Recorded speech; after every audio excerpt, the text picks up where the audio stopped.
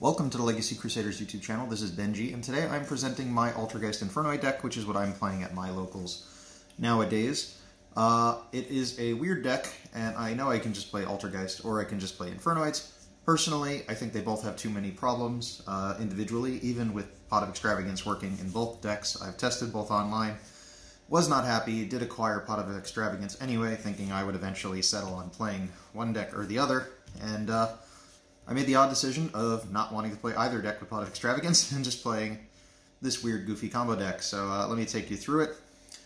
So the Altergeist monster engine is actually quite small. I'm playing 2 copies of Marionetter, which is also technically a trap card, because he sets a trap card. So there aren't a lot of traps in this deck, but technically it plays more because this monster is in it. He is the preferable Altergeist card to wind up in your hand.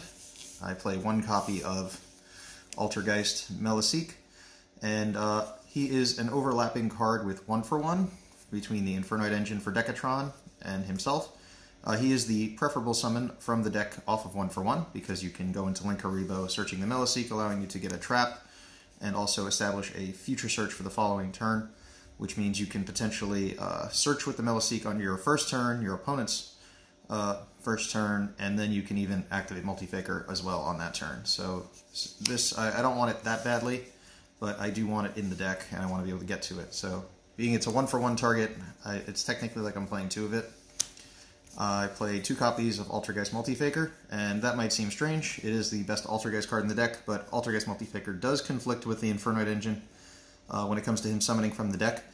Quite often, when testing, I'll be summoning monsters actually from the hand. So I'll be summoning the Multi-Faker from the hand just to have a way to bounce a card with Silk if he's already on board. Or I could actually manifestation a Silk from the graveyard and then use the Multi-Faker from hand just to summon it so that I have something to bounce.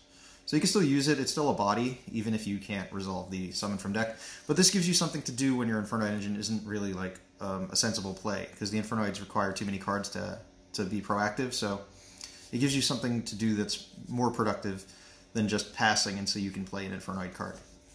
I play 2 copies of Silquitus, because Silquitus is the interrupt that you get with the Altergeist engine. It is probably the best Altergeist card. The only reason Multi-Faker is better in the sense is that he summons himself for free, he can disrupt on your opponent's turn, that way he gets this card out on the board. So the only reason I play 2 is because if you draw 1, then Multi-Faker is essentially useless in this engine, because I only play the 1 Melisique, and that's not really a defense, but it is really helpful to have at least another copy of him. Also, he's one of the optimal starting cards if you open him with Vanishment, because if you put this in the graveyard, Manifestation becomes an additional interrupt that for Void Feast wouldn't have been. I play all 3 copies of Infernoid Decatron, so the Altergeist engine is actually at a minimum, but the Infernoid engine is at also a minimum, but the Infernoid engine actually just takes up more space. So you need the Decatron so that you can summon 3 off a feast. And they also give you more options for spot removal. So there is a minor issue with a conflicting normal summon. You're not sure if you want to summon the, whether it be the Marionetter or the Decatron, and in a rare case you might actually want to make the Melisique, which is most likely you're going to do if you open like the Altergeist trap cards. You'll use this, but you have a minor confliction with monsters to summon. I think 6 is about the maximum normal summons in a deck you can get away with. Now, technically, these are also normal summons. You can normal summon them, and the fact that you can means that you have better options for linking Tiara off of your field, allowing you to OTK your opponent after resolving a Void Feast, or a Void Imagination, is what I mean. So the fact that there are more normal summons is helpful. There's no reasoning in here, so I mean, there's no real reason to avoid having normal summons. So you got 3 Decatrons. I've cut Permeus because there's just no room. I'm playing 1 copy of Infernoid Altergeist, which is the bounce a face-up card your opponent controls, because this deals with problems you can't deal with otherwise. I have room for 1 Harmonic, who's to destroy a monster. You do need to play the babies, because if you don't play enough babies, then you really can't play. You'll just brick on all big guys, and you can't really summon the big guys, and them go badly. So you go through the little guys 1 by 1 until you can play the big guys later in the game. Play 1 copy of Petrula, so the feast target option for Decatron, Harmonic, and Petrula exists. In case you draw this a jet, this is the way to get the maximum value you can out of your Infernoids. It's always possible you can't resolve a feast in this particular build, But that's always an issue with Infernoids. A lot of people try to minimize what they can do with their Void Feast. So, you know, we do what we can. I don't play the level 5. He doesn't have much use anymore since Link Monsters came out. Played the 1 copy of Infernoids the Jet to resolve Feast for double Decatron, which is the maximum Infernoid count you can get in the graveyard on your first turn. You can also OTK immediately following a Void Feast.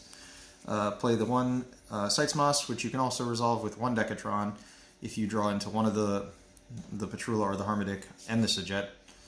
So it's nice to be able to do that. And the 1 Tondel, which is good for OTKs. Also, it's a last-ditch effort to resolve a Void Feast for something. I play 2 copies of Deviati to resolve the Fusion, and to use Feast immediately to start the game and still have the Fusion live in the deck. Also to be able to be sent for the Decatrons on turn 1, because this guy is essentially required for your Feast or your Imagination to go off almost foolproof, because if you normal Decatron and make it Deviati, you can negate Ash Blossom. Similarly, the, what do you call him? Marionetter does the same thing. If you normal summon the Marionetter, you get to set Protocol, which is a negate. Now, technically, it's a slightly more fragile negate in the sense that it can be negated by Twin Twister. If you destroy a Altergeist Protocol as its continuous trap card, it needs to remain face up on the field to resolve. So this is a card that can be disrupted more easily than the Decatron, but the Decatron can be negated by Called by the Grave. So it is nice to be able to have more options. So I got 2 Deviatis, 2 copies of Inoku, just again to make sure that the Void Feast and the Void Imagination are live. Into the spell cards, so we're going to go straight into the Void Engine for the spell cards, because there is no spell engine in the Altergeist deck. Play 3 copies of Void Vanishment to search for Void Feast if you're going first, and you also search for Void Imagination if you're going second. I play triple Void Imagination because this card between Feast and Imagination is the better of the 2 cards, because if you're going first, it is a card to use your Feast with. If you're going second, you can break a board if your opponent made a board, because most boards now require some extra deck monster on board. And if you're playing Altergeist, you've lost going second, but this gives you a card you can play going second to win the game. It's also searchable off Void Banishment, so you essentially have 6 copies of this, so you have a really good chance going second to break a board. Then we have 1 copy of Void Seer, which is a more questionable play. I've always liked this card. This card gives you some options to ensure you win a game. It also has the surprise factor that some decks kind of need. There's always like it's like a hand trap in a sense. Whenever your opponent, whenever I lose to an opponent, it's normally because there's a hand trap that came out of nowhere, whether it be an Effect Veiler or an Ash Blossom, something that was uncontrollable and outside of my ability to deal with. And this is essentially another card like that, and this is one that can't really be negated by anything. It's also a Void card, meaning it increased the count for your Void Feast to be live. So I've always liked this card. It could probably be switched for something else. I haven't decided on what I would want to put in place of it. I play 1 copy of 1 for 1 to summon either Decatron or the Meliseek from the deck. One thing I forgot to mention is that the Meliseek going into Link Haribo actually helps deal with like Effect Veiler, because once the Link Haribo is in play, when you summon a Decatron, you can then special the Link Haribo to dodge an Effect Veiler or Impermanence on your Decatron, because you can just summon the Link Haribo and tribute it as cost. I play 2 copies of Twin Twister, which is another questionable play. I don't play a lot of trap cards in this deck already, and it would be potentially better to play Heavy Storm Duster, but I have decided that I would rather ensure that if I do go second, I can break through back row. So I like to have 2 Twin Twister. I have some of the best discards in the game, cards that don't really like cost me anything if they get discarded. They just still are playable cards. Also, discarding certain Altergeist monsters in the right scenario is also helpful. If you discard a Multi-Faker and normal summon Marionetter, you can already do a combo. And then onto the traps. I don't have room for hand traps, so the only hand trap I am playing is Infinite Impermanence, so you have a turn 0 play with the Multi-Faker, although because the Multi-Faker is not the highest represented card in the deck, it's not likely that that's going to happen, but it can. Also, it is the most safe hand trap you can play. It can't be defeated by Called by the Grave. It can hit pretty much anything. You can't really chain block an on-field monster to protect it from this card. So I like this card. It's the most solid of the hand traps, I think. It is the expensive one, but, you know, it is what it is. I got 2 copies of Void Feast. Now, I am choosing to go first, but because there are other things to do in this deck going first, besides open Feast, and Feast is not always live, I didn't want to overcommit to drawing into a dead Feast. So I have 2 Feast, so that I do play enough Void cards to resolve it if I open it, but I also can just search it off Vanishment, and it becomes dead really easily in this match, so you don't want to like brick on the 3rd one later in the game.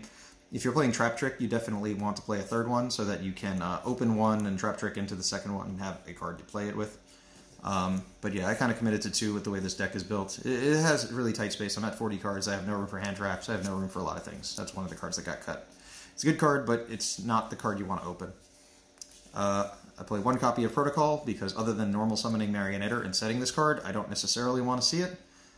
So it is a 1-of. And for the other cards, I play 2 of the Manifestation, because this one has some utility in the graveyard. You can make it live fairly easy with Banishment by discarding a card.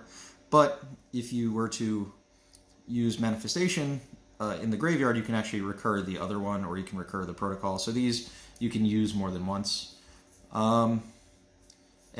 Sometimes you'll link away all your Altergeist cards, and then you'll wind up searching the maximum of 3 cards from the deck. So you'll wind up getting all of these in play in your first Altergeist play, so you don't really need more.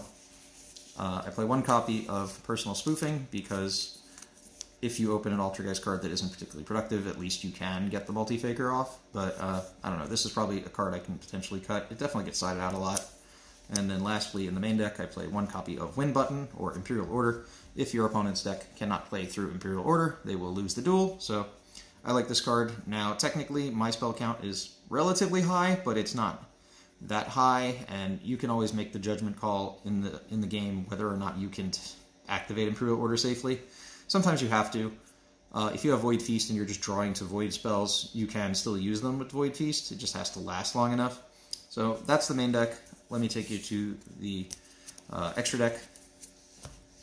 Main deck could always use work. I've tried reducing a lot of cards to 1-ofs and then putting in like Ashes and Called by the Graves just so that the cards that do go off better, but I don't know, you just run out of everything so fast, and every time you draw a card, like a combo doesn't work anymore, so you have to be really careful. In the main deck, I play 1 Boral Load Dragon, 1 Boral Sword Dragon for generic game-ending cards, whether you need to put in damage, or this card's sometimes helpful, even though you don't really need the Boral Sword, because you do a lot with Doolittle Chimeras, so if you're a budget player, one of the budget cards you can do is just play more Doolittle Chimeras and try and kill your opponent with a bunch of Doolittle. But this wins games otherwise, and there's no reason not to play it if you can make it. If you resolve Feast, you can summon this monster.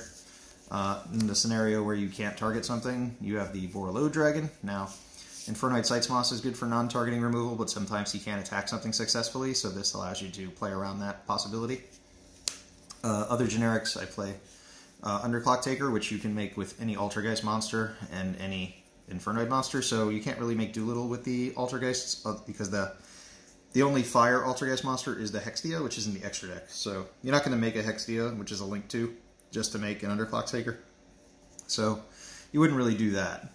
Although what you can do is, a generic card to play is the Nightmare Phoenix. You can use an Altergeist and an Infernoid, or 2 Altergeists to make Nightmare Phoenix, which is a fire monster, letting you get into your Doolittle Chimera, which allows you to push for game. So if you need to make pop back row first with the Phoenix, you can then go immediately into a Doolittle Chimera. So that's pretty cool. OTKs include double Doolittle and any Infernoid. That's 24 or larger. So that's why I played 2. I played 2 copies of Infernoid Tiara. I have resolved double fusion in this deck, although you technically only have enough material to fuse twice, and then you actually can't send 6 on both of them, because the count of Infernoids is just too low. Never really resolve any effect besides the first 2, and sometimes you won't want to resolve the effect of your opponent milling cards, because that can sometimes backfire. You sometimes also don't want to resolve the effect of sending monsters from the extra deck to the graveyard, because your opponent could get pluses off of them, whether they're playing Paleozoic or Necroz or something, or they have something in the extra deck that goes off that way. Against Salaman Great Rights right now, they can send Balings to the graveyard and have protection. Like, I've banished my opponent's Balings from graveyard, and then they just sent 2 more, so, you know, depends on what's going on as to whether or not you want to use that effect. But yeah, the second one's also here if you only need to pop 2 cards with Elder Antonina Tess, which is the other card that's in the extra for the Infernoid engine. You pop 2 cards and maybe send the extra Tiara, just to have another name in graveyard. It's not a matter of it being another name, it's another Infernoid. More Infernoids means more summons. No room for a third one. I mean, the extra deck's really tight as it is. Now, I have considered playing Pot of Extravagance in this deck, because technically both of these decks can run it, so I might as well. There are no draw cards in the deck, although space is so limited right now. And again, just like I was saying with the main deck, every time you cut something, you make it so that you draw a card and your combos don't work. If you draw 2 cards off Extravagance and then nothing works, you know, things go really badly. So you'd have to cut things like Borreload and Borrel's Sword just to make room, put in additional copies of Tiara and the Altergeist cards just to play. I mentioned earlier that Linkuriboh works really nicely with the Milliseek for searching Multifaker or Marionetter, and it's also a good way to chain block to protect your Decatrons from targeting card effects that would prevent them from resolving. So Linkuriboh is good for that. I play 2 copies of Hextia. I love to summon Hextia if it were, and I find that I don't really need a third one, but in a pure Altergeist deck, I definitely would play the third one. I would actively try and get into it, just so I can get all these guys in rotation as much as possible. And then I play 1 copy of Altergeist Prime Banshee, just to resolve the full wing of Altergeist cards. I really want to get them all out of the deck so I can draw into the Infernoid cards while stalling, if you can't just end the game with the Altergeist cards. But you can win the game purely on Altergeist, because the Silquitas can just bounce Salamangreat cards on turn 1, and then your opponent can't play, and then you just win. But yeah, in reference to whether this deck is going first or second, it is a going first deck. It is main deck to go first. So for your options for going first, you can open any trap card, which there are, I believe, 9. Just do a quick count. 1, 2, 3, 4, 5, 6, 7, 8, 9, 10. So you got 10 trap cards, which is a quarter of your deck, so you're likely to open one with a Multifaker as one of your going first plays. It also technically means you have a going second play, because your opponent will have the possibility of getting impermanenced. So that's one of the going first things you can do. Just opening the Void Feast that's live is possible as an opening play. You can open the Protocol with a Altergeist monster. The spoofing with any Altergeist card in the deck is an opening play. The Twin is not an opening card. The 1-for-1 can be really good opening play. You play like 20 monsters, so it's pretty easy to get live. Banishment gives you a search for the Feast, and then you can always open the Marionetter or the Decatron, giving you more cards to open than you normally would in an Infernoid deck that isn't playing like Trap Trick or Lilith to get plays ahead. Going second, you have the what do you call it? You have the 1-for-1, the Void Imaginations, or the Vanishments to get off the big plays along with the Decatrons, and the Silk in the right scenario. Also, one of the combos I really like for going first is to have these 3 cards, because this actually gives you the option to discard the Silk and then bring it back with the Manifestation after you resolve a Feast.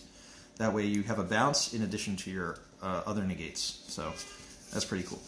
Anyways, let's take a look at the side deck. I'm playing 2 Ash Blossom and Joyous Spring if I know for sure I'm going second, or at least I can plan to go second. My opponents sometimes make me go second after I decide to go first. I don't know. I always have issues with going first. For going first, I'm playing Inspector Border, and also for going second, I'm playing Pankratops. So it should really be 2 Pankies and Ash Blossom for going second, the 2 Borders for going first. I don't know, I'm having difficulty siding a lot of these cards, so I might cut some, because, you know, you pick and choose what works going first and second. I've found I've had trouble putting in the border with all the other cards I've been putting in. But anyways, more cards going first. So if I'm going first, I put in 2 Solemn Strikes and a Solemn Judgment to let me negate the normal summon or the link summon of Salamangreat cards. Anything else here going first? I forget. I put in Red Reboot going first or second, because if I'm going second, I want to be able to negate my opponent's cards after I set up my board, because they'll Red Reboot me, and my Red Reboot is just to stop their Red Reboot. One of the other nice features if I Red Reboot my opponent, who's Red Rebooting me, is that when they get to set a trap card from their deck, it could just be another Red Reboot, or it could be like a Solemn Judgment or something. I could actually destroy it with my Deviati, destroy all their back row, or if I resolve Imagination, the Nitesses can pop all the traps, giving me like a way to play around giving them a free card. So in Altergeist, if you red reboot them, because like I prefer red reboot to wiretap because I can top deck it and play it, which happens a lot. But yeah, you give them an extra trap card and then you can't do anything about it. You just let them red reboot you again. So red rebooting in Altergeist doesn't work, but red rebooting in Infernoids does. So it kind of gives you the ability to play through that. And then I'm playing 3 copies of Evenly Matched for the for when I'm going second. And I sometimes so between this makes the Altergeist multi-faker a lot stronger too. So you put in the 3 Evenly Matches and the impermanences, and you can resolve more turn 0 plays when you go into your turn. So that's the deck. If you have any suggestions or thoughts on it, you can leave them down in the comments below. This is probably going up on the blog channel, so, you know, I don't put my own stuff on the main channel. And I'll see you guys next time.